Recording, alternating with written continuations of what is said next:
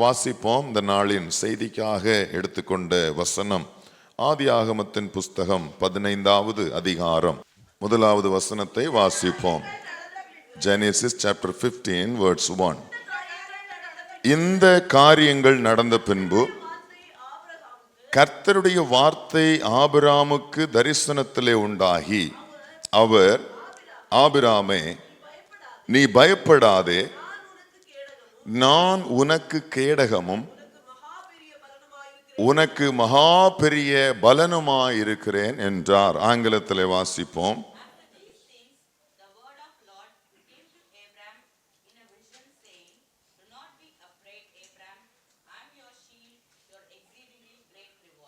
ஆமென், ஹல்லேலூயா. ஆண்டவர் கொடுத்த வார்த்தைகளுக்காக கர்த்தரை ஸ்தோத்தரிக்கிறேன். கர்த்தருடைய நாமம் மகிமைப்படுவதாக. நமக்கு எல்லாருக்கும் தெரிந்திருக்கிறதான இந்த 15வது அதிகாரம், இந்த ஆபிரகாமுடைய வாழ்க்கையிலே நீங்கள் கவனித்து பார்த்தீர்கள் என்று சொன்னால், ஆபிரகாமின் சரித்திரத்தை நீங்கள் படிக்கும்போது, குறிப்பாக ஆதியாகம புஸ்தகத்தை நீங்கள் வாசிப்பீர்கள் என்று சொன்னால், 12வது அதிகாரம் ஆபிரகாமினுடைய வாழ்க்கையிலே, ஆபிரகாமுடைய சரித்திரத்தில் மிக முக்கியமான புஸ்தகம். அதே போல 15வது அதிகாரம் மிக முக்கியமான ஒரு புஸ்தகம். அதே போல 18வது அதிகாரம், 22வது அதிகாரம், இவைகளெல்லாம் மிக முக்கியமாக இந்த அதிகாரங்களில் ஆபிரகாமுடைய வாழ்க்கையில் ஆண்டவர் செய்திருக்கிற ஒரு பெரிய காரியங்களை நீங்கள் இந்த அதிகாரங்களில் வாசிக்க முடியும். 12, 15, 18, 22, 24 அதிகாரங்களை நீங்கள் படிப்பீர்கள் என்று சொன்னால், ஆண்டவர் ஆபிரகாமுக்காக செய்த பல முக்கியமான காரியங்களை நீங்கள் கவனிக்க முடியும். இதில் இந்த 15வது அதிகாரத்தில் நாம் வாசித்த இந்த முதல் வசனம் நம்ம எல்லாரும் அடிக்கடியாக வாசித்திருக்கிறோம். வாசித்ததான் அந்த வசனத்திலிருந்து ஆண்டவர் இன்று நம்மோடு கூட பேசுவாராக. கர்த்தர் நமக்கு பிரயோஜனமான வார்த்தைகளை கற்றுத்தருவார் என்று நான் விசுவாசிக்கிறேன். ஆமென். இந்த 15வது வசனத்தில் 15வது அதிகாரத்தின் முதல் வார்த்தையை நீங்கள் கவனிக்கும் போது, இந்த காரியங்கள் நடந்த பின்பு, இதே போல இது ஆபிரகாமுடைய வாழ்க்கையில் இன்னொரு சம்பவத்திலும் நீங்கள் இதை படிக்க முடியும். இந்த காரியங்கள் நடந்த பின்பு அப்படின்னு சொல்லி நீங்கள் இன்னும் 22வது அதிகாரம் முதல் வசனத்தை நீங்க படிப்பீங்கன்னு சொன்னா, அங்க இதே மாதிரி இந்த காரியங்கள் நடந்த பின்பு 15வது அதிகாரத்திலும் 22வது அதிகாரத்திலும் அந்த அதிகாரம் தொடங்கும் போது இந்த காரியங்கள் நடந்த பின்பு. அப்ப இந்த காரியங்கள் நடந்த பின்பு, அந்த காரியங்கள் ஏதோ ஒரு முக்கியமான காரியம் அங்க நடந்திருக்கும். அதற்கு பிற்பாடு ஆபிரகாமுடைய வாழ்க்கையில நடந்த காரியங்கள் நீங்கள் கவனித்தீர்கள் என்று சொன்னால் மிக முக்கியமான காரியங்களாக இருக்கும். இந்த 2 அதிகாரமும் மிக முக்கியமான காரியங்கள் ஆபிரகாமுடைய வாழ்க்கையில் நடந்தது. 15வது அதிகாரமும் 22வது அதிகாரமும், இந்த 2 அதிகாரத்தையும் தொடங்கும் போது வசனத்தில் நீங்கள் கவனிப்பீர்கள் என்று சொன்னால், முதலாவது தொடங்கும் போதே இந்த காரியங்கள் நடந்த பின்பு என்று சொல்லி இங்க போடப்பட்டிருக்கும். அது ரெண்டுமே கடைசி வரையிலும், அப்போஸ்தலனாகிய பவுலுடைய வாழ்க்கையிலும் சரி, கடைசி வரையிலும் இந்த 2 அதிகாரமும் பல இடங்களில் ரிப்பீட்டடாக வந்து கொண்டே இருக்கும். இந்த 15 + 22வது அதிகாரம், இந்த அதிகாரங்களில் என்ன நடந்தது அப்படின்னு நீங்க பாத்தீங்கன்னா, 15வது அதிகாரத்தில் ஆபிரகாமுக்கு தரிசனத்திலே கர்த்தர் பேசினார். 22வது அதிகாரத்திலே ஆண்டவர் இந்த 15வது அதிகாரத்தில் சொன்ன வாக்குத்தத்தத்தை நிறைவேற்றி அந்த வாக்குத்தத்தத்தின் சந்ததியை பலியிட சொல்லி அவரை சோதிப்பார். 22வது அதிகாரத்தை நீங்கள் அதை வாசிக்க. 15வது அதிகாரத்தில் பார்த்தீங்கன்னு சொன்னா, ஆபிரகாம் எப்படி நிற்கிறார்? தரிசனத்துல பிள்ளை இல்லாதவராக நின்று கொண்டிருக்கிறார். இங்கே நீங்க பாத்தீங்கன்னா, இந்த காரியங்கள் நடந்த பின்பு அப்படின்னு சொல்லி இங்க போட்டிருக்கிறது நீங்க வாசிக்க முடியும். அப்ப 15வது அதிகாரத்துல இந்த காரியங்கள் நடந்த பின்பு என்று சொல்லி, அப்போ என்ன காரியம் அங்க நடந்தது அப்படின்னா, 14ஆம் அதிகாரத்தை நீங்க பாத்தீங்கன்னு சொன்னா, லோத்துவை என்ன செய்து விடுகிறார்கள்? அவரை சிறைப்பிடித்து கொண்டு போய் விடுகிறார்கள். 4 ராஜாக்கள் என்ன செய்கிறார்கள்? அவரை சிறைப்பிடித்து கொண்டு போகிறார். அவரையும் அவருக்குரிய எல்லாவற்றையும் கொள்ளை கொண்டு போய் விடுகிறார்கள். லோத்து சிறைப்பிடிக்கப்பட்டு கொண்டு போகப்படுகிறார். ஆபிரகாம் என்ன செய்கிறார் என்று சொன்னால், அவர் தனக்குள்ளாக இருந்த தன்னோடு கூட இருந்த வேலைக்காரர்கள், யுத்தம் செய்யக்கூடிய அந்த வேலைக்காரர்களில் 300 பேரை சேர்த்து கொண்டு என்ன செய்கிறார்? யுத்தத்துக்கு போகிறார். போகும்போது சில ராஜாக்கள் அவருக்கு உதவி செய்கிறார்கள், இல்லை என்று சொல்ல. ஆனால் இந்த யுத்தத்தை நடத்தினவர் யார் என்று சொல்லி பார்த்தீங்கன்னு சொன்னா, ஆபிரகாம் முன்பாக நின்று இந்த காரியத்தை செய்கிறார். இந்த யுத்தத்திலே ஆண்டவர் அவருக்கு ஒரு ஜெயத்தை கொடுக்கிறார். சகோதரனையும் இல்லைன்னா லோத்துவையும் அவனுக்கு உண்டான எல்லாவற்றையும் ஆபிரகாம் மீட்டு கொண்டு வந்து, அவன் திரும்ப வந்து கொண்டிருக்கிற வழியில் நடந்த சம்பவம் உங்களுக்கு தெரியும், நான் சொல்லிட்டு போறேன்.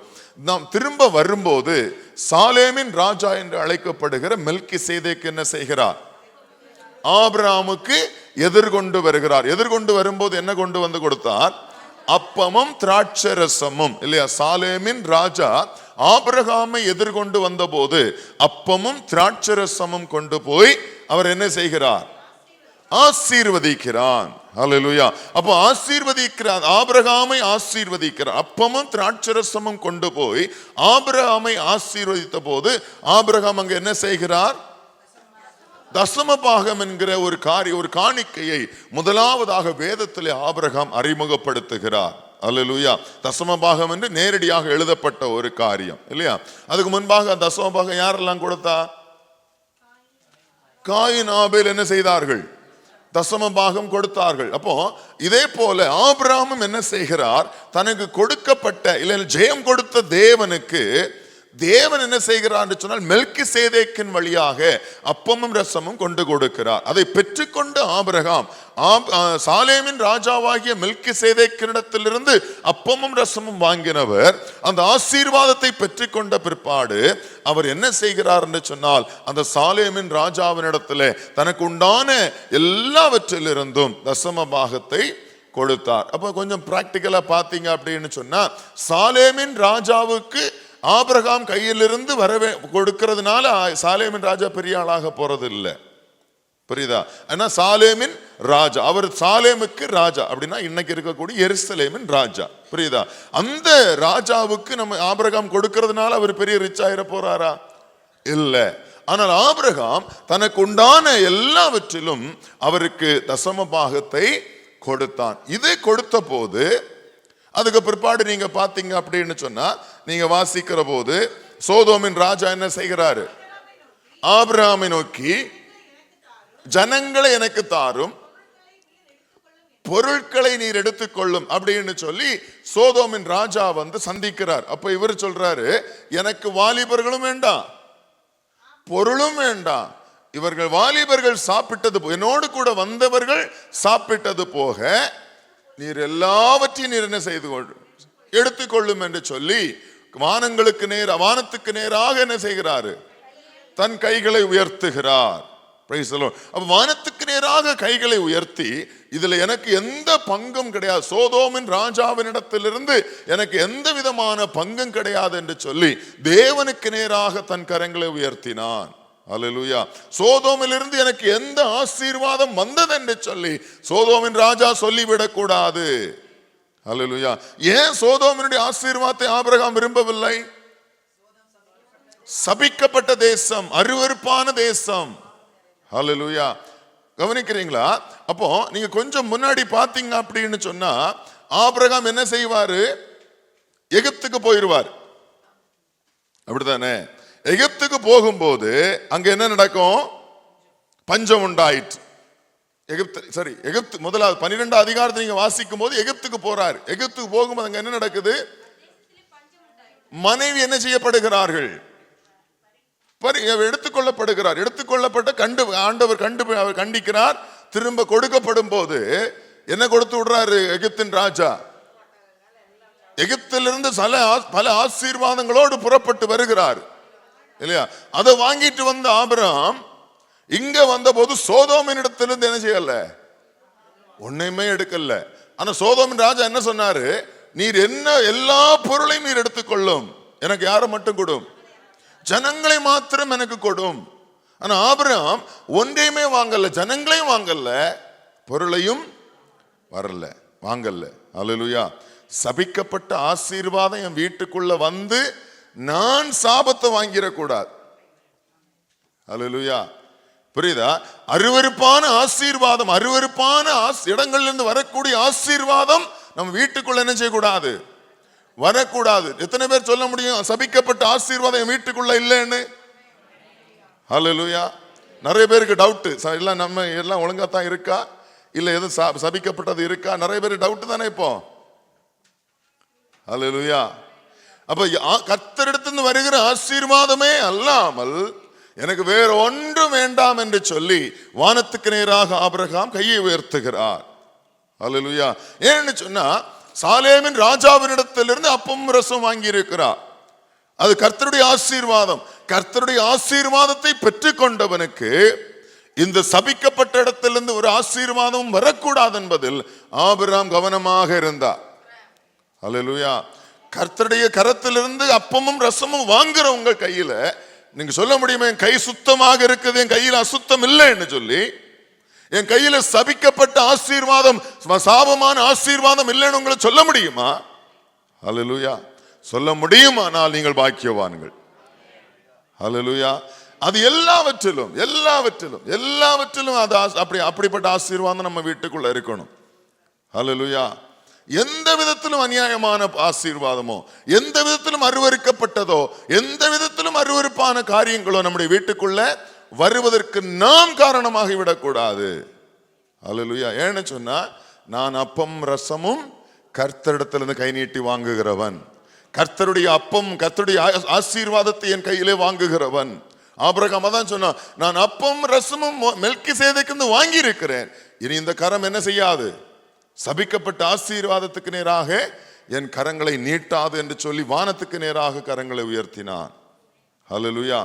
இது நடந்து முடிந்த பிற்பாடு ஆண்டவர் என்ன செய்றாருன்னா ஆபிரகாமுக்கு தரிசனத்திலே வெளிப்பட்டார். வேத வல்லுநர்கள் என்ன சொல்லுகிறாங்க அப்படின்னா, அந்த தரிசனம் அவர் பகல் கனவு கண்டார் என்று சொல்லி கருதுகிறார்கள். அவர் தூக்கத்தில் வந்தது அல்ல, தூக்கத்தில் வந்த தரிசனம் அல்ல என்று சொல்லுகிறார்கள். என்னவென்று சொன்னால் பகலிலே அவனுக்கு ஆண்டவர் தரிசனத்திலே வெளிப்பட்டார். 18வது அதிகாரத்தை நீங்க பாத்தீங்கன்னு சொன்னா, ஆபிரகாம் வீட்டு வாசலில் அமர்ந்திருக்கிற போது 3 புருஷர்கள் வருவார்கள் இல்லையா?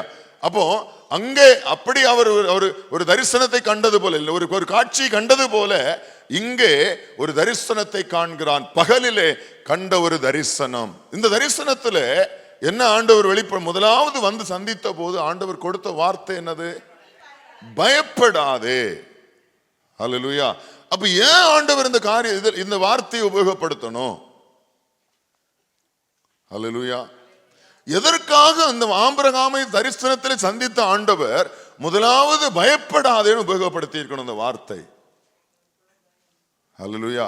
அப்ப அவருக்குள்ள பயம் இருந்திருக்கு, அப்படிதானே? பயம் இருந்திருக்குல்ல. கர்த்தர் அவரை பார்த்து என்ன சொல்றாரு? நீ பயப்படாத. ஆங்கிலத்தை பார்த்தீங்கன்னா ஃபியர் நாட் அப்படின்னு நீங்க வாசிக்கப்பட்டு, Abraham in a vision fear not Abraham அப்படின்னு ஆண்டவர் சொல்றாரு இல்லையா? அப்போ நீ பயப்படாதே அப்படின்னு சொன்னா ஏன் அப்ப அந்த வார்த்தையை உபயோகப்படுத்தணும்னு சொன்னா, வழக்கமாகவே பார்த்தீங்க அப்படின்னா இப்ப ஆண்டவர் ஒரு ஜெயத்தை கொடுத்தா இல்லையா? ராஜாக்களை முறியடித்து வந்தார் யார்? ஆபிரகாம். இப்ப வந்ததுக்கு பிற்பாடு ஒரு பயம் வரும் இல்லையா? போனவன் திரும்ப வருவானோ வரமாட்டானோ? இவருக்கு முறியடிச்சிட்டு வந்தது யாரை? ராஜாக்களை. புரியுதா? அப்ப இவங்க என்ன செய்வாங்க? கண்டிப்பா மறுபடியும் ஒண்ணு சேருவான். மறுபடியும் ஒண்ணு சேர்ந்து யுத்தத்துக்கு வந்துருவானோ, நம்மை மேற்கொண்டு விடுவானோ, மீண்டும் இந்த நாம் முறியடித்து வந்த ராஜாக்கள் நம்மை மேற்கொண்டு விடுவார்களோ, நம்மை யுத்தத்தில் வந்து மேற்கொண்டு, இந்த பயம் அவருக்குள்ள இருந்தது. அதனாலதான் பாத்தீங்கன்னா இந்த காரியங்கள் நடந்த பின்பு, அப்ப எந்த காரியங்கள் முன்பாக முந்தின வசனத்தின வாசிக்கிறது போல அங்கே ஒரு யுத்தம் நடந்து முடிந்த பிற்பாடு, யுத்தத்தில் ஜெயத்தை பெற்றுக்கொண்ட பிற்பாடு, அந்த ஜெயத்துக்கு பின்பு அவன் அப்பமும் ரசமும் வாங்கி ஆசீர்வாதத்தை பெற்றுக்கொண்ட பிற்பாடு அவருக்கு என்ன ஆண்டவர் தரிசனத்திலே வெளிப்பட்டார். வெளிப்பட்டு சொன்ன காரியம் பயப்படாதே. அல்லேலூயா. நீ பயப்படாதே அப்படின்னு ஆண்டவர் அவனுக்கு முதலாவதாக ஒரு வார்த்தையை கொடுக்கிறார். நீங்க முற்பிதாக்களுடைய காரியங்களை கவனிச்சு பார்த்தீங்க அப்படின்னா, இந்த ஆபிரகாம், ஈசாக்கு, யாக்கோபு 3 பேரிடத்திலும் ஆண்டவர் நேரடியாகவே சந்தித்து இந்த பயப்படாதேங்கிற வார்த்தையை உபயோகப்படுத்தி இருக்கிறார். அல்லேலூயா. அப்ப பயம் எல்லாருக்கும் உள்ளது, அப்படிதானே? பயம் இது ஒரு பெரிய ஒரு ஒரு ஒரு ஒரு ஒரு பேயின் பிசாசினுடைய ஒரு தந்திரம் பார்த்துங்க, பயம் என்பது. அப்படிதானே? நீங்க பாத்தீங்கன்னா ஏதேனிலே அவர்கள் பாவம் செய்த போது தேவனுடைய சத்தத்தை கேட்டு, தேவன் உலாவுகிற சத்தத்தை கேட்டு பயந்து போய் ஒளிந்து கொண்டார்கள். அல்லேலூயா. சிலர் சொல்லுவாங்க எனக்கெல்லாம் பயமே கிடையாது. சிலர் பாத்தீங்கன்னா பெரிய வீரனை போல, ரவுடிய போல என்ன பண்ணிருப்பாங்க, உலகத்துல சமுதாயத்துல காமிச்சிட்டு இருப்பாங்க. ஆனா உண்மையிலேயே அவங்களுக்குள்ள எப்பாவது ஒரு நாள் ஒரு பயம் வந்துட்டு தான் போகும். இந்த முற்பிதாக்கள் பயந்த 3 காரியங்களை நீங்க 3 பேருடைய பயத்தை நீங்க பாத்தீங்கன்னா, பாவம் செஞ்சதுனால் வந்த பயம் அல்ல, பாவம் செஞ்சிட்டோங்கிற பயம் எல்லாம் அவங்களுக்கு வந்தது, எதிரிகள் நம்மை தாக்கி விடுவார்களோ. புரியுதா? எதிரிகளுக்கு பயந்தார்கள். நீங்க ஆபிரகாமை பாத்தீங்கன்னா, முறியடித்து வந்த ராஜாக்கள் திரும்ப வந்து நம்மை முறியடித்து விடுவார்களோ என்கிற பயம். அடுத்து நீங்க பாருங்க 26ஆம் அதிகாரத்துக்கு நீங்க பைபிளை திருப்பினீங்கன்னா, 26ஆம் அதிகாரத்துல 24ஆம் வசனத்தை வாசிங்க. இங்க யாருக்கு தரிசனமாகிறாரு? ஈசாக்குக்கு ஆண்டவர் தரிசனமாகிறார். தரிசனமாகி என்ன சொல்லி ஆண்டவர் அறிமுகப்படுத்துறார் பாருங்க, நான் உன் தகப்பனாகிய ஆபிரகாமின் தேவன், பயப்படாதே. ஆண்டவர் சொல்ற வார்த்தை என்னது? முதலாவது தன்னை தேவன், ஆபிரகாமின் தேவன் என்று வெளிப்படுத்தின ஆண்டவர் அடுத்தது சொல்றாரு நீ பயப்படாதே. ஏன் இங்க இந்த வார்த்தை ஆண்டவர் உபயோகப்படுத்துறாரு? ஈசாக்கு பயந்திருக்கிறார். ஏன் பயந்தார் அப்படின்னா, அபிமெலேக்கினுடைய வேலைக்காரர்கள் என்ன செய்யறாங்க? ஈசாக்கையும் ஈசாக்கினுடைய வேலைக்காரர்களையும் தொடர்ந்து வந்து நெருக்கிட்டே இருக்கிறான். இவன் எங்கெல்லாம் கை வைப்பானோ அவன் அதை எடுத்துக்குவான். அல்லேலூயா. இவங்க வெட்டுகிற துறவுகளை அவர்கள் என்ன செய்கிறார்கள்? பலவந்தம் பண்ணி எடுத்துக் கொள்ளுகிறார்கள். அல்லேலூயா. இப்ப 3ஆவதாக ஒரு துறவை வெட்டுகிறார். வெட்டின போது அவங்க என்ன செய்யல? வாக்குவாதம் பண்ணல அந்த இடத்துல. அதனாலதான் அதுக்கு என்ன சொன்னாரு? ரெகோபோத் என்று சொல்லி பெயரிட்டார். அல்லேலூயா. இந்த ரெகோபோத் என்கிற பெயரை சொல்லி பெயரிட்ட பிற்பாடு, அதுக்கு பிற்பாடு தான் என்ன செய்யறாரு? இவரு பயப்படுறாரு. முன்னாடி என்ன சொன்னாரு? இந்த வசனங்களை நீங்க வாசிச்சு பாருங்களேன். 22வது வசனத்தை வாசிங்க. பின்பு அவிடம் விட்டு பெயர்ந்து வேறொரு துறவை வெட்டினான். அவர்கள் வாக்குவாதம் பண்ணவில்லை. அப்பொழுது அவன், நாம் தேசத்தில் பலுகும்படிக்கு இப்பொழுது கர்த்தர் நமக்கு இடம் உண்டாக்கினார் என்று சொல்லி அதற்கு ரெகோபோத் என்று பெயரிட்டார். இல்லையா?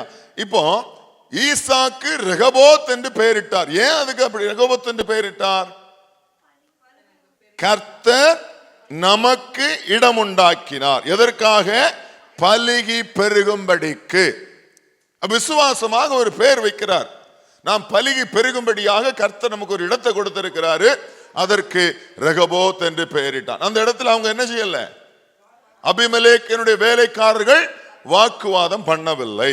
அடுத்தது பாத்தீங்கன்னா 23ஆம் வசனத்தை நீங்க படிக்கும் போது, அங்கிருந்து பெர்சபாவுக்கு போனான். இப்போ பெர்சபாவுக்கு புறப்பட்டு வந்திருக்கிறார். பெர்சபாவுக்கு வந்தபோது ஆண்டவர் அவனுக்கு தரிசனத்தில் வெளிப்பட்டார். அல்லேலூயா. அப்ப ரெகோபோத்ங்கிற ஒரு இடத்தை நீ உண்டாக்கினாய். நீதான் விசுவாசத்துல சொன்ன கர்த்தர் பெருகும்படியான ஒரு இடத்தை நமக்கு தந்திருக்கிறார். ஆனாலும் அவனுக்கு உள்ள என்ன இருந்தது? பயம் இருந்தது. பெர்சபாவிலும் வந்து விடுவார்களோ. அல்லேலூயா. பெர்சபா என்பது ஆபிரகாமுக்கு ஆண்டவர் உடன்படிக்கையாக ஏற்படுத்தி கொடுத்த இடம். புரியுதா? அப்ப தன் தகப்பனுடைய ஆசீர்வாதத்தை இந்த அபிமெலேக்கினுடைய நபர்கள், ஆட்கள் வந்து எடுத்து விடுவார்களோ என்று பயம் அவனுக்குள்ள இருந்தது. அல்லேலூயா. புரியுதா? அப்போ இந்த பயம் வந்த போது ஆபிரகாம் ஆண்டவர் என்ன செய்யறாரு? நான் உன் தகப்பன் ஆகிய ஆபிரகாமின் தேவன் அப்படி சொல்லிட்டு ஆண்டவர் சொல்றாரு, நீ பயப்படாதே. இங்க பாருங்க, ஆங்கிலத்தில் என்ன போட்டிருக்கு? Fear not. அடுத்தது யாக்கோபுடைய வாழ்க்கையில் நீங்க பாத்தீங்கன்னு சொன்னா 46ஆம் அதிகாரம் 3ஆம் வசனத்தை வாசிங்க. அப்பொழுது அவர் நான் தேவன், என்ன சொல்றார் ஆண்டவர்? உன் தகப்பனுடைய தேவன், நீ எகிப்து தேசத்துக்கு போக பயப்பட வேண்டாம், அங்கே உன்னை பெரிய ஜாதி ஆக்குவேன். இப்ப யாக்கோபுக்கு ஆண்டவர் தரிசனத்துல வெளிப்பட்டு சொல்றாரு. நீங்க வாசிங்க 2வது வசனத்தை. அன்றிரவிலே தேவன் இஸ்ரவேலுக்கு தரிசனமாகி யாக்கோபே யாக்கோபே என்று கூப்பிட்டார். அவன் அடியேன் என்றான். இங்க யாக்கோபு ஆண்டவர் எப்படிதான் சந்திக்கிறாரு? ராத்தரிசனத்தில் தான் சந்திக்கிறார், இரவு தூக்கத்தில் சந்திக்கிறார் இல்லையா? அப்போ அங்க ஆண்டவர் சொல்றாரு, நீ எகிப்துக்கு போக பயப்பட வேண்டாம். அப்ப யாக்கோபு என்ன பண்ணிருக்கிறாரு? எகிப்துக்கு போறதுக்கு பயந்திருக்கிறார். அல்லேலூயா, புரியுதா? அங்க ஆண்டவர் சொல்றாரு, நீ எகிப்துக்கு போக பயப்பட வேண்டாம். ஏன் பயந்தாருங்கிறது நீங்க படிச்சீங்க அப்படின்னா அடுத்த வசனத்தை நமக்கு தெரியும். வாசிங்க. நான் உன்னுடனே எகிப்துக்கு வருவேன், நான் உன்னை திரும்பவும் வர பண்ணுவேன். யோசேப்பு தன் கையால் உன் கண்களை மூடுவான் என்று சொன்னார். Price the Lord. ஏன் யாக்கோபு பயப்பட்டிருக்கிறாரு? நம்ம எகிப்துக்கு போனா அங்கேயே மரிச்சிட்டோம்னா என்ன ஆகிறது? ஹல்லேலூயா. அப்ப யாக்கோபுடைய பயம் எப்படியா இருந்தது? எகிப்துல மரிக்கிறது அல்ல, தன் தகப்பனுடைய தேசமாகிய கானான்ல மரிக்கணும். அதான் அவருடைய விருப்பமா இருந்தது. ஹல்லேலூயா. எங்க நான் எகிப்துக்கு போய் அங்கே செத்து போயிருவனோ அப்படின்னு சொல்லி பயந்தார். ஆனா எங்க மரிச்சார் யாக்கோபு? உண்மையிலேயே எகிப்துல தான் மரித்தார். ஹல்லேலூயா. ஆனா ஆண்டவர் சொன்ன வார்த்தையின்படி யோசேப்பு என்ன செய்தாரு? யாக்கோபனுடைய கண்களை மூடி கானான் தேசத்திலே வந்து அடக்கம் பண்ணினான். ஹல்லேலூயா.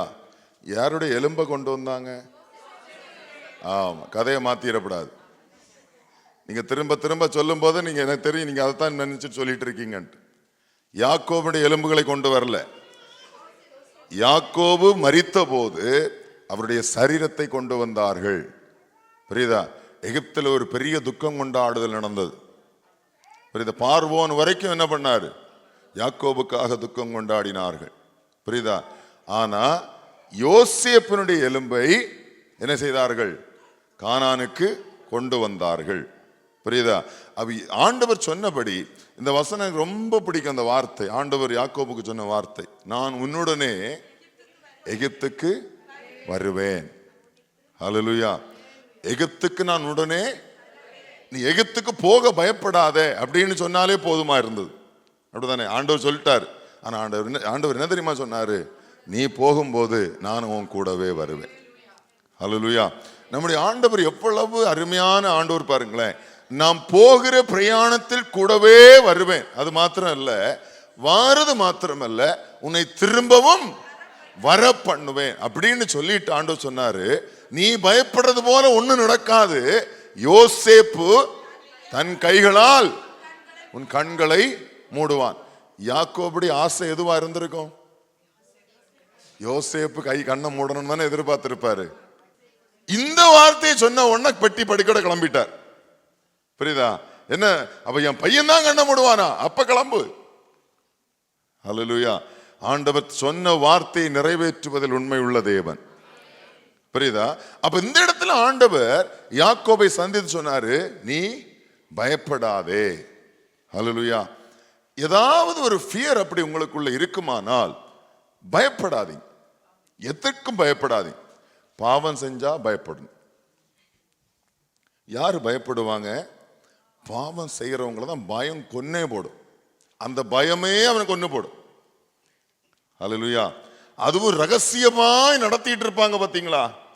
இவங்க பயந்து பயந்தே செத்துருவாங்க. புரியுதா?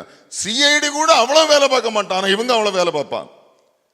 அவன் பார்த்துருவாங்களோ, அவன் பார்த்துருவாளோ, இவன் பார்த்துருவானோ, அங்க பார்த்துருவாங்களோ, இங்க பார்த்துருவாங்களோ, பம்பி பம்பி பம்பி என்ன செய்வாங்க, ரகசியமா காரியங்களை நடத்துவாங்க, பயந்து பயந்து. எதுக்கு இந்த வேண்டாம் வேலை எல்லாம்? ஹல்லேலூயா, புரியுதா? ஆனால் ஆண்டவர் இந்த முற்பிதாக்கள் நீங்க கவனிச்சு பார்த்தீங்கன்னா, இவங்க 3 பேரும் பாவத்துக்கு கண்டு பயப்படல. எதிரிகள் நம்மை மேற்கொண்டு விடுவார்களோ, இல்லை நாம் நினைக்கிற காரியங்கள் நடக்காமல் போய்விடுமோ, நாம் விரும்புகிற காரியங்கள் நடந்து விடாமல் போய்விடுமோ என்று சொல்லி என்ன செய்தார்கள்?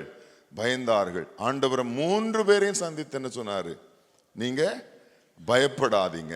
அடுத்தது ஆபிரகாமுக்கு ஆண்டவர் சொன்ன வார்த்தை என்ன அப்படின்னா, 15ஆம் அதிகாரத்தை நீங்க திருப்புங்க. ஆங்கிலத்தில் அதுக்கு என்ன போடப்பட்டிருக்கிறது? I am your shield, கேடகமும். அடுத்து சொல்றாரு, உனக்கு மகா பெரிய பலனுமா இருக்கிறேன். இந்த வார்த்தையை நீங்க நல்லா கவனிக்கணும். நம்ம படிக்கிற போது இல்லை படிக்கிறதுனால நம்ம புரிஞ்சிக்கிறது எப்படி புரிஞ்சுக்குவோம் அப்படின்னா, மகா பெரிய பலன் அப்படின்னு புரிஞ்சுக்குவோம். ஆனா உண்மையிலேயே அங்க போடப்பட்டிருக்கிற வார்த்தை என்னன்னா, தமிழ்ல பலனுமா இருக்கிறேன் அப்படின்னு ஆண்டவர் சொல்றார். என்ன சொல்ற? நான் உனக்கு மகா பெரிய பலனுமா இருக்கிறேன். ஹல்லேலூயா. ஆண்டவர் சொல், நான் உனக்கு பெரிய கிரேட் ரிவார்ட் அப்படின்னு போடப்பட்டிருக்கிறது. Great reward. யார் கிரேட் ரிவார்டா? நான் உனக்கு கிரேட் ரிவார்ட் அப்படின்னு சொல்றார். அப்போ முதலாவது சொல்றாரு, முதல்ல ஆண்டவர் என்ன சொன்னாரு? பயப்படாதே. இரண்டாவது என்ன சொன்னாரு? கேடகமும். இல்லையா? வேதத்தில் நம்ம வாசிக்கிற போது கேடகம் அப்படின்னு சொன்னா, ஆங்கிலத்தில் அதுக்கு என்ன போடப்பட்டிருக்கிறது? ஷீல்டு அப்படின்னு போடப்பட்டிருக்கு. எதற்காக உபயோகப்படுத்தப்படும் ஷீல்டு? எனிமீஸ் நம்ம என்ன செய்யக்கூடாது, அட்டாக் பண்ணிவிடக் கூடாது என்பதற்காக உபயோகப்படுத்தப்படக்கூடியதுதான். நம்முடைய தற்பாதுகாப்பிற்காக உபயோகப்படுத்தக்கூடியதான் ஷீல்டு. இல்லையா? 3வது சங்கீதத்தை நீங்க எடுத்தீங்க அப்படின்னா, அதுல சங்கீதக்காரன் மிக முக்கியமான ஒரு சில வார்த்தைகளை சொல்லுவார். இதற்கு அழகான விளக்கம் அதுல இருக்கும். படிச்சீங்க அப்படின்னா 3ஆம் சங்கீதத்தை எடுத்து முதல் வசனத்தை பாருங்க. கர்த்தாவே, அப்ப முதல் வசனத்தில் என்ன சொல்றாரு? என் சத்துருக்கள் எவ்வளவாய் பெருகி இருக்கிறார். சத்துரு என்ன பண்ணி இருக்கிறாரு? பெருகி இருக்கிறார். அந்த சங்கீதத்தினுடைய டைட்டில் வாசிச்சு பாருங்க. தாவீது தன் குமாரன் அப்சலோமுக்கு தப்பி ஓடி போகையில் பாடின பாட்டு, இல்ல பாடின சங்கீதம். அப்போ எதிரிகள் எவ்வளவாய் பெருகி இருக்கிறார்கள், எனக்கு விரோதமாய் எழும்புகிறவர்கள் அநேகர். என் பையன் கூட என்ன பண்ணி இருக்கிறான்? எனக்கு விரோதமாக எழும்பி இருக்கிறான். எழும்பினவன் உபயோகப்படுத்தின வார்த்தை என்ன அப்படின்னா, தேவன் அவனை ரட்சிக்க மாட்டார், தேவனிடத்தில் அவனுக்கு ரட்சிப்பு இல்லை என்று சொல்லி கத்துறான். எதிரி என்ன சொல்றான்? எப்பவுமே எதிரி என்ன சொல்லுவான்? நெகட்டிவாவே பேசுவான். இல்லையா? ஒரு நாளும் இவன் ஜெயிக்க மாட்டான், ஒரு நாளும் மேற்கொள்ள மாட்டான், ஒரு நாளும் எனக்கு நல்லது நடக்காது, இப்படி சொல்லி சொல்லியே நெகட்டிவாவே பேசிட்டு இருப்பான். ஹல்லேலூயா. சிலர்கிட்ட பேசுறீங்க, ஒரு அரை மணி நேரம் பேசுறீங்கன்னா உங்க லைஃப் சோலி முடிச்சிருவாங்க. ஹல்லேலூயா. அதாவது அவங்களுக்கு தான் எப்படியெல்லாம் சந்தேகம் வரும்னே தெரியாது. எதற்கெடுத்தாலும் சந்தேகம், எதற்கெடுத்தாலும் கேள்வி. ஹல்லேலூயா. நீங்க அங்க போகாதீங்க, செத்து போயிருவீங்க. நீங்க அங்க போகாதீங்க, ஆக்சிடென்ட் நடந்துடும். நீங்க இங்க இப்படி போயிரு, அப்படி போயிரு. என்ன பேசினாலும் பாசிட்டிவான அந்த அந்த அப்ரோச் அவங்ககிட்ட பார்க்கவே முடியாது. ஹல்லேலூயா. கையை பிடிச்சுக்காரு. நீங்க எப்படி? ஹல்லேலூயா. நீங்க ஒரு அரை மணி நேரம் அவங்களுக்கு காது கொடுத்தீங்க அப்படின்னா, உங்களுடைய விசுவாச வாழ்க்கை 100ல இருக்கிறத 0ல கொண்டு விட்டு அவங்க உங்க மேல ஏறி நின்று பரதநாட்டியம் ஆடுவாங்க. ஹல்லேலூயா. நம்ம கூட கம்யூனிகேட் பண்ணக்கூடியவர்கள் நெகட்டிவான தாட்ஸை போட்டுக்கிட்டே இருக்காங்கன்னு வைங்களேன். இது அவேர் ஆக வேண்டியது யாரு?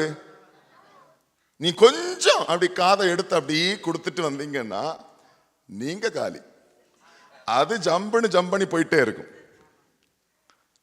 ஹல்லேலூயா. புரியுதா? கவனமா இருக்க வேண்டியது விசுவாசிகள். நாம் பேசக்கூடியவர்கள் விசுவாசத்தில் நம்மை உந்தி தள்ளுகிறவர்களா இருக்கணுமே ஒழிய, விசுவாசத்தை நம்ம பின்னாடி இழுத்து கொண்டு நம்ம மேலே ஏறி மிதிக்கிறவங்களா இருக்கக்கூடாது. யாராவனாலும் இருக்கட்டும், நம்ம கூட இருக்கிற, நம்ம நேசிக்கிற மனைவியோ, நம்ம நேசிக்கிற கணவனோ, நம்ம நேசிக்கிற சகோதரர்களோ சகோதரிகளோ யாரா வேணா இருக்கட்டும், என்னுடைய விசுவாச வாழ்க்கைக்கு அவன் தடையா இருக்கிறானால் விட்டு விலகி இருங்க, நீங்க நல்லா இருப்பீங்க. இதுல என்ன வேடிக்கைன்னா, இந்த கேட்டு கேட்டு இவன் கெட்டு போயிடுவான், அவன் நல்லபடியா மேல போயிட்டு இருப்பான். அல்லேலூயா. சிலருடைய வாயின் வார்த்தைகளை நான் கவனிப்பேன், ஒரு நாளும் பாசிட்டிவா வந்தது கிடையாது. நம்ம எத்தனை பாசிட்டிவா எடுத்து கொடுத்தாலும் அங்கிருந்து ஒரு நெகட்டிவ் தூக்கிட்டு வரும். நீங்க என்னதான் பாசிட்டிவான காரியங்களை, நீங்க பாஸ்ட் எக்ஸ்பீரியன்ஸ் உங்களுக்கு பாசிட்டிவா நடந்திருக்கும் இல்லையா, உங்களுக்கு ஆண்டவர் காரியங்களை பாஸ்ட்ல ஒரு இக்கட்டான நிலைமையில உங்களுக்கு ஆண்டவர் நல்லது பண்ணியிருப்பார் இல்லையா, பல பிரயாசப்பட்டு நல்லது நடந்திருக்கும். நீங்க அந்த அனுபவத்தை கொண்டு போய் பாசிட்டிவா பேசுவீங்கன்னு வைங்களேன், அந்த காரியத்திலிருந்து ஒரு காரியத்தை கொண்டு வந்து நெகட்டிவா கொண்டு வருவான். அதாவது நம்ம பேசக்கூடிய காரியத்திலிருந்தே பிடிச்சிட்டு வருவான். எப்ப பேசினாலும் வாயை திறந்தாலே நெகட்டிவிட்டி. இது கர்த்தருக்கு விரோதமான பாவம். நெகட்டிவிட்டிங்கிறது கர்த்தருடையது அல்ல, கர்த்தரிடத்திலிருந்து வராது. அது அப்படி ஒண்ணும் இல்லாததுல தானே ஆண்டவர் வாய்க்கால வெட்ட சொல்றாரு, அப்படிதானே? வனாந்தரம் தானே வயல்வெளியா மாறும்னு சொல்றாரு. ஒரு சைனம் இல்ல அங்கதானே வருங்கிறாரு. ஆனா நம்ம ஆளு எல்லாமே இருந்தாலும், எல்லா எவிடன்ஸா இருந்தாலும், எல்லாம் பாசிட்டிவா இருந்தாலும் அந்த பாசிட்டிவ்ல இருந்து நெகட்டிவா கொண்டு வருவான். அது அவன் கண்ணுக்கு மட்டும்தான் தெரியும். புரியுதுங்களா? உங்களுக்கு 9 பாசிட்டிவ் தெரிஞ்சாலும் அந்த 1 உங்களுக்கு தெரியாம இருக்கும். ஆனா அந்த நெகட்டிவ் பார்ட்டிக்கு 9 கண்ணுக்கு தெரியாது, 1 மட்டும் அழகா தெரியும். ஏன்னா அவனுக்குள்ளாக இருக்கக்கூடிய அத்தனை நெகட்டிவிட்டி அந்த நெகட்டிவ் மட்டுமே பார்க்கும். இது நம்ம என்ன பண்ணிரும் அப்படின்னா, நம்முடைய விசுவாச வாழ்க்கை அப்படியே நல்லா பூஸ்டப் பண்ணி போயிட்டு இருக்கிறத ஒண்ணுமில்லாம ஆக்கி விட்டுரும். அல்லேலூயா. பிசாசனுடைய பெரிய தந்திரம் பார்த்துங்க, நெகட்டிவிட்டி. அதாவது ஏதேன்ல அழகா பேசினார் பாத்தீங்களா, பேசினார்ல, நம்ம விழுந்துருச்சு இல்லையா, சொன்னதுண்டோ அப்படி சொன்னதுண்டோ. அல்லேலூயா. சிலர் சொல்லுவாங்க அப்படியெல்லாம் ஒண்ணு நடக்காது, ஆனால் கவனமா இருங்க. அதான் சொல்லியாச்சு இல்ல, அப்படியெல்லாம் ஒண்ணு வராது, ஆனாலும் கொஞ்சம் பாத்துக்குங்க. ஒழுங்கா போயிட்டு இருப்பான் அவன் பாட்டுக்கு. அவன் விசுவாசத்துல ஒரு ஓட்டம் ஓடிட்டே இருப்பான். பார்த்து போவான், அவன் பார்த்துதான் போயிட்டு இருப்பான். இவன் சொல்லாத வரைக்கும் அவன் ஒழுங்காதான் போயிருப்பான். புரியுதுங்களா? அவன் போறவன அந்த பார்த்துக்கோ அப்படிமா, அங்க ஒண்ணு இருக்காது. ஆனா இவன் சொன்ன வார்த்தையினால அவன் பயந்த காரியம் அவனுக்கு நேரிட்டது போல விழுந்துருவான். அல்லேலூயா. நீங்க எல்லாம் எப்படிப்பட்ட ஆளு, எப்படிப்பட்ட விசுவாசிகள்? ஒரு விசுவாசத்துல சோர்ந்து போய் இருக்கிறானால் அவன் என்ன செய்யணும்? விசுவாசத்துல தூக்கி நிறுத்தணும். விசுவாச சோர்வு என்பது until my death வரும். புரியுதா? விசுவாச சோர்வு என்பது எல்லாருக்கும் வரக்கூடியது. இந்த நேரத்துல போய் ஒரு ஆள் கிடைச்சாங்கன்னா போதும், உங்க லைஃபை சின்ன பின்னம் ஆக்கி ஒண்ணுமில்லாம ஆக்கி வெறுமையா விட்டுட்டு அவன் ஜம்ப் பண்ணி போயிட்டே இருப்பான். அல்லேலூயா. புரியுதா? இங்க ஆண்டவர் பயப்பட்டு கொண்டிருந்த ஆபிரகாமை சந்தித்து என்ன சொல்றாரு? பயப்படாதே, நான் உனக்கு கேடகம் மகா பெரிய பலனுமா இருக்கிறேன். Price the Lord. இங்க சங்கீதக்காரன் சொல்றான், என் சத்துருக்கள் எவ்வளவாய் பெருகி இருக்கிறார்கள், எனக்கு விரோதமாய் எழும்புகிறவர்கள் அநேகராயிருக்கிறார்கள். அநேகர் எழும்புகிறாங்க. அடுத்தது அவன் என்ன பேசுறான்? தேவனிடத்திலிருந்து இவனுக்கு ஒரு நாள் ரட்சிப்பு வராது, ஒரு நன்மையும் வராது. என் ஆத்துமாவை குறித்து சொல்லுகிறவர்கள் அநேகராயிருக்கிறார்கள். வழக்கமா பாத்தீங்க அப்படின்னா எதிரிகள் பெருகி வர்றது அதை விடவும் அவன் பேசுற வார்த்தை நம்மளை நல்ல விசுவாசத்துல தள்ளப்பட்டுரும். ஹல்லேலூயா. நிறைய எதிரிகள் சுத்தி நிற்கிறதை பார்க்கலும் அவன் உபயோகப்படுத்துகிற வார்த்தைகள் தான் நம்மளை ரொம்ப சோர்வாக்கிறோம். அப்படித்தானே? சங்கீதக்காரன் சொல்றாரு, சத்துருக்கள் பெருகி இருக்கிறார்கள், எதிரிகள் பெருகி இருக்கிறாங்க. ஆனா அவங்க உபயோகப்படுத்தின வார்த்தை எப்படிப்பட்டதா இருக்கு? தேவனிடத்திலிருந்து இவனுக்கு ஒரு நாள் நன்மை வராது, தேவன் இவனிடத்துல இல்ல, தேவன் இவனுக்கு ஒன்னும் செய்ய மாட்டாரு அப்படின்னு சொல்லி பேசுகிற வார்த்தைகள் பெருகி இருக்கிறது. ஹல்லேலூயா. அடுத்தது சொல்றாரு சார், இந்த வசனத்தை கவனிங்க. சங்கீதக்காரன் சொல்றான், ஆனாலும் கர்த்தாவே, என்ன சொல்றாரு? நீர் என் கேடகமும் என் மகிமையும் என் தலையை உயர்த்துகிறவருமாய் இருக்கிறீர். அவர் தான் சொன்னார், என் சத்துருக்கள் பெருகி இருக்கிறார்கள். அடுத்தது, விரோதமாய் எழும்புகிறவர்கள் அநேகர் எழும்புகிறார்கள், தேவனிடத்தில் ரட்சிப்பு இல்லை என்று நித்தமும் பேசுகிறார்கள்.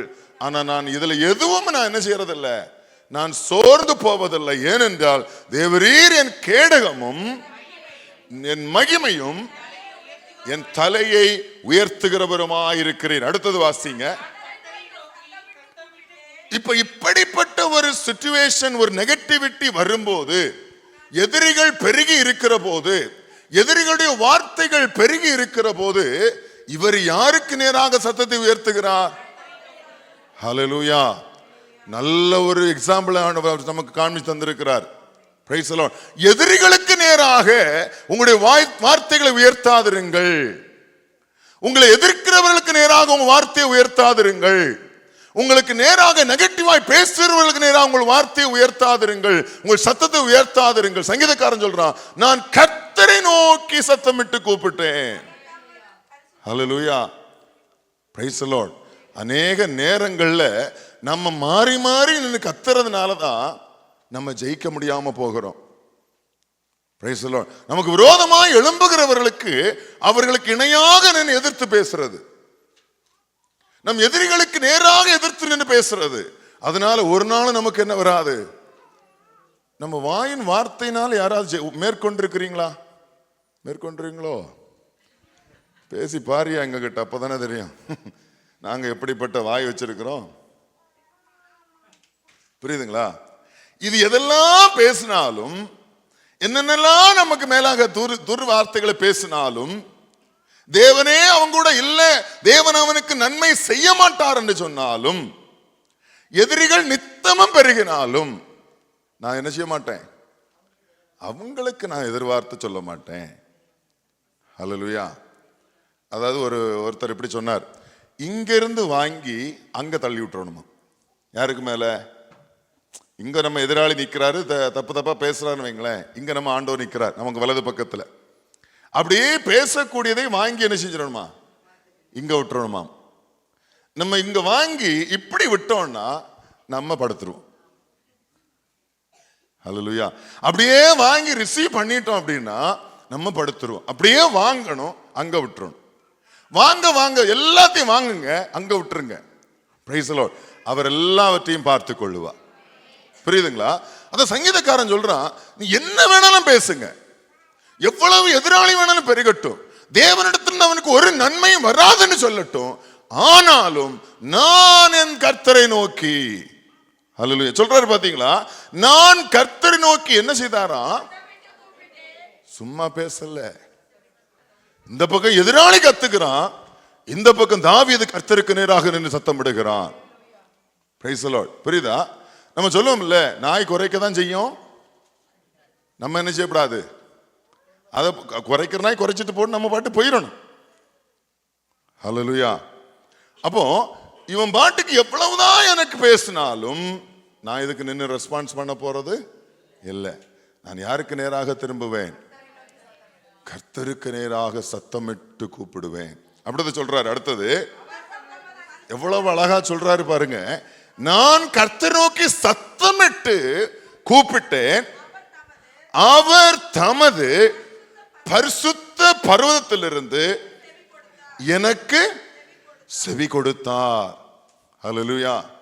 எதிராளி நம்மை நெருக்கும் போது நம் கர்த்தரை நோக்கி சத்தமிட்டு கூப்பிட்டோமானால் யார் நமக்கு பதில் கொடுப்பா?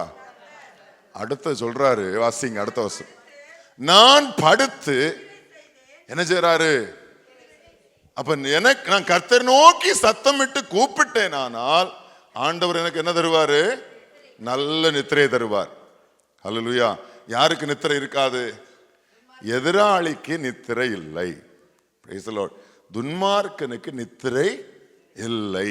ஆண்டவர் நமக்கு பாருங்க, எதிராளிகள் நம்மை உபயோகப்படுத்தக்கூடிய வார்த்தைகள் நம்மை அதிகமாக காயப்படுத்தினாலும் அந்த வார்த்தைகளை எல்லாம் கர்த்தர் மேல வச்சுட்டு நான் என்ன பண்ணுவேன்? நல்லா படுத்து தூங்குவேன். தூங்குறது மட்டுமல்ல, நான் விழித்துக் கொள்ளுவேன். ஹல்லேலூயா. அடுத்து சொல்றாரு, கர்த்தர் என்னை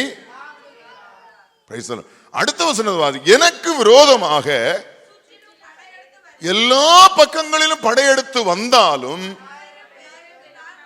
10,000 பேர் வந்தாலும் நான் பயப்படேன்.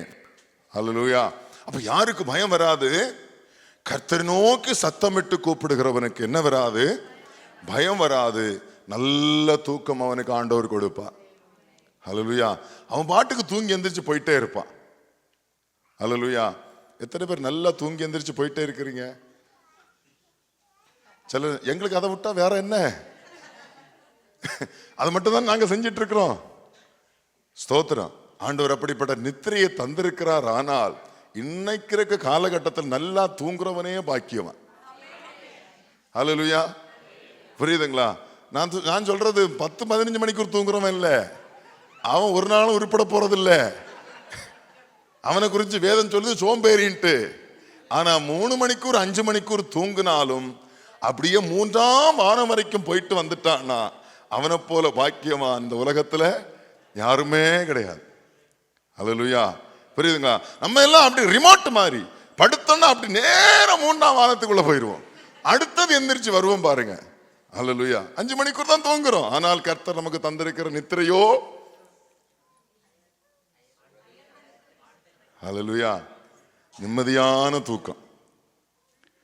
இன்னைக்கு இருக்க காலகட்டத்தில் இந்த உலகத்துல எத்தனையோ பேர், புரியுதுங்களா, எத்தனையோ பேருக்கு இழந்து போன ஆசீர்வாதம் என்ன தெரியுமா? தூக்கம். எல்லாம் வச்சிருக்கான், அவன்கிட்ட இல்லாததே கிடையாது. உலகத்தில் உள்ள எல்லா காரையும் வச்சிருக்கிறான். உலகத்தில் உள்ள எல்லா விலையுறந்த பொருளும் வீட்டுல இருக்கு. ஆனா என்ன இல்ல? தூக்கம் இல்ல. நம்ம வீட்டுல ஒண்ணும் இல்லாட்டாலும் என்ன உண்டு? அது நல்லா நடக்கும். ஹல்லேலூயா. புரியுதா? அப்ப அவர் சொல்றாரு, நான் படுத்து நித்திரை பண்ணி விழித்து கொண்டேன். இப்ப எனக்கு பயமே கிடையாது. ஹல்லேலூயா. அப்ப என்ன எதிராளியுடைய வார்த்தைகள் வந்தாலும் நீங்க என்ன பண்ணுங்க? ரிசீவ் பண்ணி அப்படியே ஆண்டவர்கிட்ட கொடுத்துருங்க. உள்ள விட்டுறாதீங்க, உங்களுக்கு ஒண்ணு போட்டு அப்படி ஆண்டவர்கிட்ட விட்டுருங்க. ஆண்டவர் எல்லாத்தையும் பார்த்துக்குவார். உங்களுக்கு நல்ல நித்திரையை தருவார். யாருடைய நித்திரை எடுத்துருவாரு? எதிராளியுடைய நித்திரையை கர்த்தர் எடுத்து விடுவார். புரியுதா? இப்போ ஆபிரகாமை பார்த்து கர்த்தர் சொல்றார், நான் உனக்கு கேடகம். புரியுதா? நான் உனக்கு கேடகமா இருக்கிறேன். அப்போ எந்த அளவுக்கு ஆபிரகாம் பயந்திருப்பார் பாருங்களேன். புரியுது? ஏன் ஆண்டவர் இதை உபயோகப்படுத்தணும்? பயப்படாதேன்னு சொல்லிட்டு கேடகமா இருக்கிறேன்னு சொல்லி உபயோகப்படுத்தி இருக்கிறார். ஆனால் அப்ப ஆபிரகாம் எவ்வளவு பயந்திருந்திருக்கிறாரு. புரியுதா? கொஞ்சம் முன்னாடி நல்ல யுத்தத்தை நடத்திட்டு வந்தார். ஆனா அதுக்கப்புறம் அவருக்கு என்ன உண்டாயிற்று? பயம் உண்டாயிற்று. ஏதோ ஒரு வேகத்துல பண்ணிட்டாரு.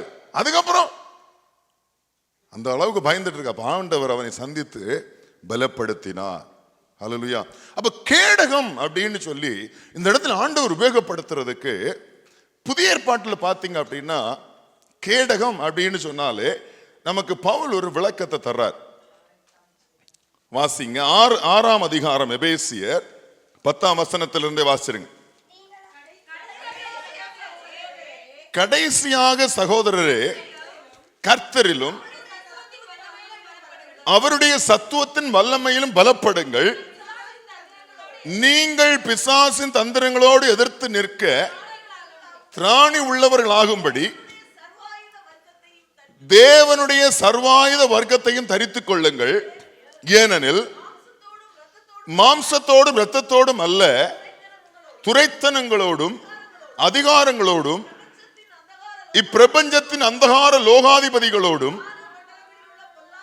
வான மண்டலங்களுள்ள பொல்லாத ஆவிகளின் சேனைகளோடும் நமக்கு போராட்டம் உண்டு.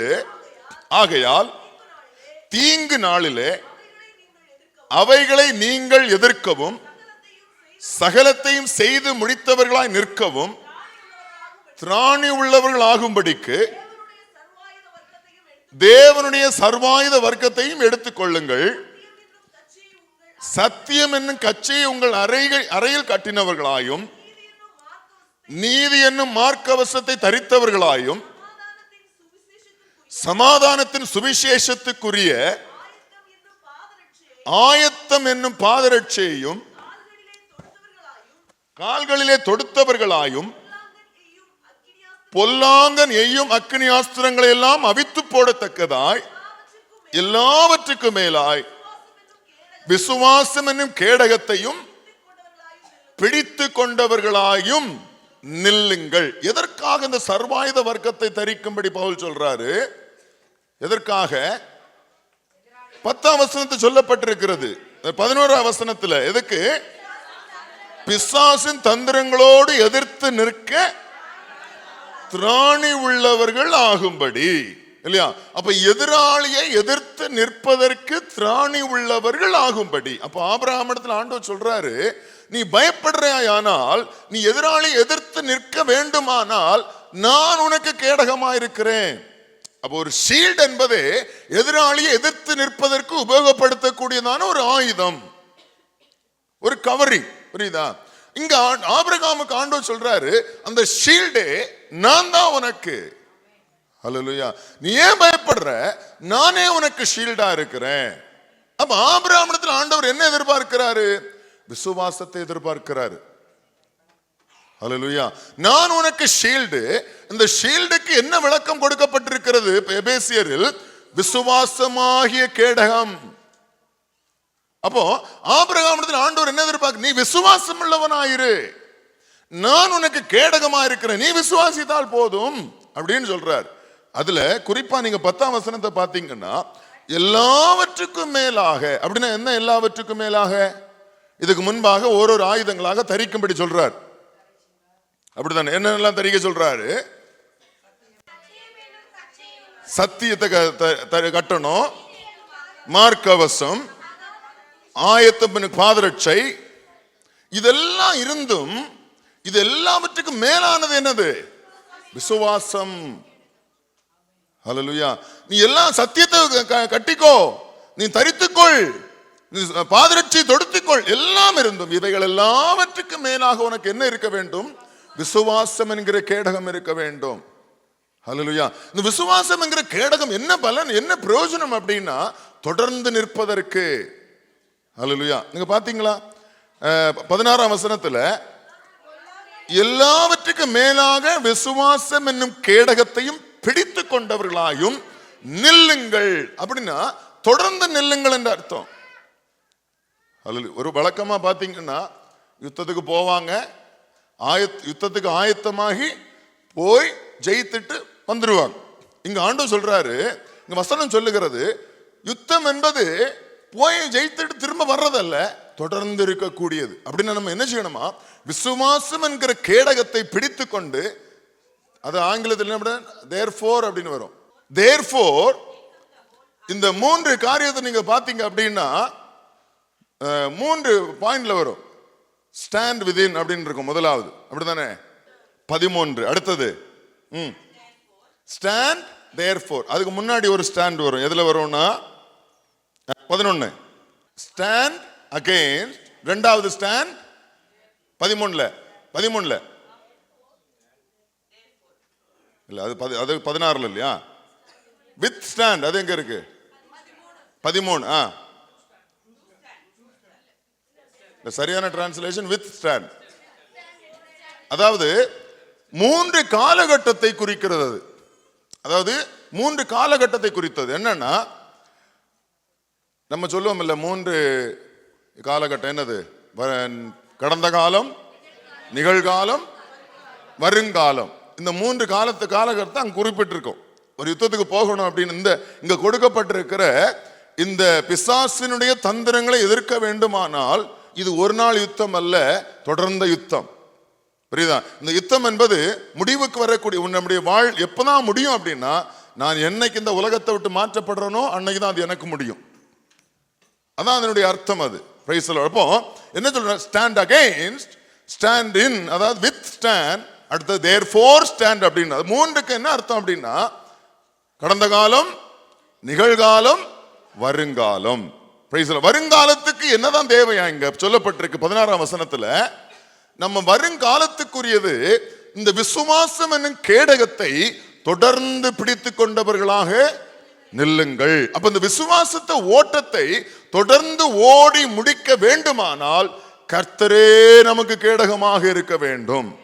ஆபிரகாமுக்கு ஆண்டவர் தான் சொன்னார், நான் உனக்கு கேடகமாக இருக்கிறேன். அதாவது தொடர்ந்து நிற்கிறது, புரியுதா? எதிர்க்கிறதுக்கு நிற்கிறது, யுத்தத்துக்கு நிற்கிறது, தொடர்ந்து நிற்கிறது. சங்கீதக்காரனுடைய வாழ்க்கையில பாத்தீங்க அப்படின்னா, சவுலிடத்துல போய் நிற்கிறார். யாரை எதிர்க்கிறதுக்காக? ஒருத்தங்களுக்கு தான் தெரியுமா அது? தாவீது கோலியாத்தை எதிர்ப்பதற்கென்று சொல்லி முதலாவது யார்கிட்ட போய் நிற்கிறாரு? சவுலுக்கு முன்பாக போய் நிற்கிறார். நின்ன போது என்ன சொன்னாரு? கடந்த காலத்தில் நடந்ததை சொல்லி சொல்றாரு. அடுத்தது அவர் வித் ஸ்டாண்ட், யாருக்கு முன்னாடி போய் நிற்கிறாரு? சவுல் கோலியாத்துக்கு முன்னாடி போய் நிற்கிறாரு. அடுத்தது என்ன செய்றாரு? எதிராளி எதிர்த்து வர்றான், தொடர்ந்து போனான். புரியுதா உங்களுக்கு? வாசிச்சா உங்களுக்கு புரியும். அவன் சவுலுக்கு முன்பாக அந்த விசுவாசம் கேடகத்தை விளக்குறாரு அங்க. புரியுதா? தேவன் எனக்கு கேடகமா இருக்கிறார் சொல்றாருல. அன்று கரடிக்கும் சிங்கத்துக்கும் தப்புவித்த தேவன் இந்த பெலிஸ்தியனுக்கும் தப்பு வைப்பார். தன்னுடைய கடந்த கால அனுபவத்தை சொல்றாரு. அன்னைக்கு தேவன் எனக்கு கேடகமாக இருந்தார். அந்த விசுவாச வார்த்தை அங்க அறிக்கை பண்றாரு. ஹல்லேலூயா. சவுலுக்கு முன்பாக நிற்கும் போது அன்று எனக்கு தேவன் ஜெயத்தை கொடுத்தார். ஸ்டாண்ட் அகைன்ஸ்ட், அதான் சொல்றாரு. அன்று நான் அப்படி நின்னேன், எனக்கு ஆண்டவர் ஜெயத்தை கொடுத்தார். அடுத்தது சவுல் சொல்றாரு, சரி நீ போ. இப்ப யுத்த களத்துக்கு வந்துட்டார். ஸ்டாண்ட் வித்இன், அப்படி எதிரியை எதிர்க்கும்படியாக அங்க நிற்கிறார். நின்று சொல்றாரு, உன்னை நான் என்ன பண்ணுவேன்? கொன்று நாய்களுக்கு உன் சரீரத்தை கொன்று போடுவேன் என்று எதிர்த்து நிற்கிறார் அந்த இடத்துல. ஹல்லேலூயா. மூன்றாவது, இப்ப கோலியாத் என்ன செய்யறாரு? அடிக்கும்படியா வர்றாரு. தாவீதை அடிக்கும்படியா கொண்டு போடும் வர்றாரு. தாவீது என்ன பண்ணா? நின்றுட்டு இருக்கல, அவன் வரும்போது எதிராக ஓடினான். உடனே வாசிக்கிறோம், கோலியாத்து கதையுமா உங்களுக்கு ஒன்னா விளக்கிட்டு இருக்கணும்? குழந்தையில இருந்தே சொல்லிட்டு வந்துட்டு தான் இருக்காங்க இல்லையா? அப்போ அவர் அங்கிருந்து வர்றாரு. தாவீது அவனை எதிர்த்து ஓடினான், எதிராக ஓடினான். அதான் தொடர்ந்து ஓடுது, தொடர்ந்து நிற்குதல், விசுவாசம் என்கிற கேடகத்தோடு. அப்ப விசுவாச வாழ்க்கையில ஒரு நாள் ஓட்டம் அல்ல, ஒரு நாள் நிற்ப அல்ல, நம் தொடர்ந்து ஓடிக்கொண்டே இருக்கணும். அந்த தொடர்ந்தான ஓட்டத்துக்கு யார் நமக்கு கேடகமா இருப்பார் அப்படின்னா, கர்த்தரே கேடகமா இருப்பார். ஹல்லேலூயா. ஆபிரகாமுக்கு ஆண்டவர் தான் சொன்னாரு, நான் உனக்கு கேடகமா இருக்கிறேன், நீ பயப்படாது. மூணாவது சொல்றாரு, நான் உனக்கு மகா பெரிய பலனுமா இருக்கிறேன், கிரேட் ரிவார்ட். நான் தான் உனக்கு மிகவும் பெரிய பலனாயிருக்கிறேன். பாருங்க, ஆண்டவர் இதை சொல்லிட்டார். முதல்ல பயப்படாதேன்னாரு, கேடகமா இருக்கிறேன்னு சொன்னாரு. மூன்றாவது ஆண்டு சொன்னாரு, நான் தான் உனக்கு மிகப்பெரிய பலனாயிருக்கிறேன். இந்த வார்த்தையை கேட்ட போது ஆபிரகாம் அடுத்த என்ன தெரியுமா கேட்டாரு? நீங்க தான் எனக்கு பெரிய கிஃப்ட் இல்ல ரிவார்டா இருந்தா எனக்கு என்ன ரிவார்டு கொடுப்பீங்க? ஹல்லேலூயா. இப்ப கேட்கிறாரு, ஆசிங்க. அதற்கு ஆபிரகாம், கர்த்தராகிய ஆண்டவரே, அடியேனுக்கு என்ன தருவி? நான் பிள்ளை இல்லாமல் இருக்கிறேனே, தமஸ்கு ஊரானாகிய இந்த எலியேசர் என் வீட்டு விசாரணை கர்த்தனா இருக்கிறானே என்றான். ஹல்லேலூயா. பின்னும் ஆபிரகாம், தேவரீர் இன்னும் புத்திர சந்தானம் அருளவில்லை, இதோ என் வீட்டிலே பிறந்த பிள்ளை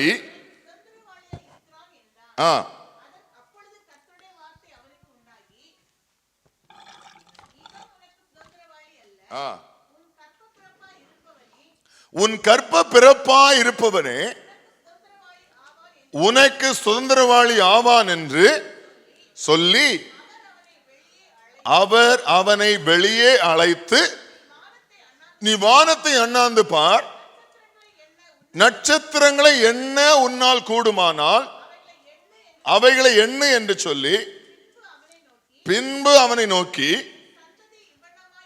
உன் சந்ததி இவ்வண்ணமாய் இருக்கும் என்றார். அவன் கர்த்தரை விசுவாசித்தான், அதை அவர் அவனுக்கு நீதியாக எண்ணினார். இப்ப கர்த்தரை என்ன விசுவாசித்தாரு? அவர் எனக்கு கேடகம், அவர் எனக்கு மகா பெரிய பலனுமா இருக்கிறார் என்று சொல்லி அவன் விசுவாசித்தான். அந்த விசுவாசம் அவனுக்கு நீதியாக எண்ணப்பட்டது. இப்ப ஆபிரகாமுக்கு இங்க என்ன வாக்கு கொடுக்கப்பட்டது? ஆபிரகாம் கேட்கிறாரு, நீர் எனக்கு பெரிய கிரேட் ரிவார்டுன்னு சொல்லி இருக்கீங்க, ஆனா என் வீட்டுல என்ன இல்ல? நீங்க இவ்வளவு பெரிய வார்த்தையே சொல்றீங்க, ஆனா இங்க நடக்கிறது என்னது? ரியாலிட்டி என்னது? ஒண்ணுமே இல்லை. யாரோ பெத்த பிள்ளை, எங்கேயோ பிறந்த பிள்ளை என் வீட்டுல சுதந்திரவாளியா இருக்கிறான். இதுவா நீங்க எனக்கு கொடுத்த ரிவார்டு? ஹல்லேலூயா. இதுவா நீங்க எனக்கு கொடுத்திருக்கிற ரிவார்டு? அப்பதான் கேக்குறாரு, நீங்க என்ன தருவீங்க எனக்கு? ஹல்லேலூயா. விசுவாசத்தோடு கேட்கிறான், நீங்க எனக்கு என்ன தருவீங்க? இப்ப தருவீங்கன்னு ஆபிரகாமு கேட்கிறாரு. ஆண்டவர் சொல்றாரு, நீ வெளியே வந்து பாரு, நட்சத்திரங்களை எண்ண கூடுமானால் எண்ணு, உன் சந்ததி. அந்த விசுவாசத்தின் மூலமாக அவன் வாக்குத்தத்தத்தின் சந்ததியை பெற்றுக்கொண்டான். ஹல்லேலூயா. அப்ப தேவன் அவனுக்கு வெளிப்பட்டு, நான் உனக்கு கேடகமும் மகா பெரிய பலனுமாய் இருக்கிறேன் என்று சொல்லி வெளிப்பட்ட போது ஆபிரகாம் ஆண்டவரிடத்திலிருந்து அந்த ரிவார்டை கேட்டு பெற்றுக்கொண்டான். இங்க வாக்கு பண்ணின போது ஆபிரகாமுக்கு ஆண்டவர் ஜஸ்ட் ப்ராமிஸ் தான் பண்ணார், புரியுதா? அப்படி வாக்கு பண்ணார், அவ்வளவுதான். ஆனா என்ன செய்யல? நடக்கல. அந்த வாக்கு தத்துவத்தை நிறைவேற்றும்படியாக 18வது அதிகாரத்தில் ஆண்டவர் மீண்டுமாக அவனுடைய வீடை தேடி வந்தார். புரியுதா? நமக்கு தெரியும் இல்லையா? திருப்ப வேண்டாம். 18வது அதிகாரத்தில் ஆபிரகாமை தேடி கர்த்தர் என்ன செஞ்சார்? வந்தா சொன்னாரு, ஒரு உற்பவ கால திட்டத்தில் நான் அன்று வாக்கு பண்ணின அந்த ரிவார்டு உன் மனைவியின் மூலமாக வரும். அது வந்தது, அது பிறந்தது, வாக்குத்தத்தின் சந்ததியை பெற்றுக்கொண்டான். அப்படி பெற்றுக்கொண்ட அந்த சந்ததி 22ஆம் அதிகாரத்தை நீங்க படிக்கிற போது இவைகளுக்கு பின்பு ஆண்டவர் அந்த ரிவார்டை திரும்ப கேட்டார். ஹல்லேலூயா. ஆபிரகாமை சோதித்தார். ஆபிரகாம் அதுக்கும் என்ன செய்யல? சோர்ந்து போகல. ஏன்னா யார் தான் என்னுடைய விசுவாசம்? கர்த்தரே எனக்கு விசுவாசம். அவர் சொல்லி இருக்கிற, நான் உனக்கு கேடகமும் மகா பெரிய பலனுமா இருக்கிறேன் என்று சொல்லி ஆண்டவர் வாக்கு பண்ணினார். அந்த வாக்கு தத்தத்தை ஆபிரகாம் விசுவாசித்தான்.